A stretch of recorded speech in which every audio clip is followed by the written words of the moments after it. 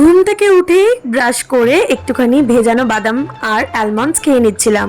এরপর সোজা চলে গেলাম রেডি হতে, কারণ আজ ছিল আমার লাস্ট এক্সাম সেম 4 এর। আর এদিকে আমি হয়ে গেছি রেডি। আর আজকে হচ্ছে তাহলে এক্সাম ডে সিরিজ 5, মানে হ্যাঁ আজকে আমার লাস্ট এক্সাম। ছাতু খেয়ে চটপট বেরিয়ে পড়েছিলাম। লাস্ট এক্সাম বলে খুব খুশিতেই বেরিয়েছিলাম। অর্ধেক রাস্তা যেতে না যেতেই আমার জুতোটা গেল ছিঁড়ে, তারপর আবার বাড়ি আসতে হলো। এসে আমি জুতো পাল্টে আবার চললাম গাড়ির দিকে। তো আমি তো গাড়িতে উঠেই পড়েছি। এখন বাজে মোটামুটি 8:15। একটু লেট হয়ে গেল, জুতোটা পাল্টাতে গেছিলাম।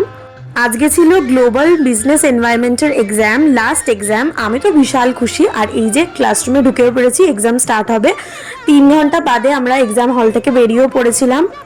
আজকে তো ভেবেছিলাম এক্সাম প্রচণ্ড খারাপ যাবে, কারণ আমার প্রিপারেশন একদম খারাপ ছিল, কিন্তু যাই হোক ভালোই হয়েছে মোটামুটি। তো আমি তো কতক্ষণে এক্সাম দিয়ে বেরোবো সেটাই ভাবছিলাম, মানে আমার বন্ধুরাও তাই ভাবছিল, কারণ আজকে ছিল লাস্ট এক্সাম। মানে আমার তো দ্বিগুণ আনন্দ। তো আজকে যেহেতু লাস্ট এক্সাম ছিল, আমরা প্ল্যানিংই করেছিলাম আমরা একটু বেরোবো, বৃষ্টি হোক বন্যা হোক যাই হয়ে যাক না কেন, আজকে আমরা একটুখানি ঘুরতে যাবই।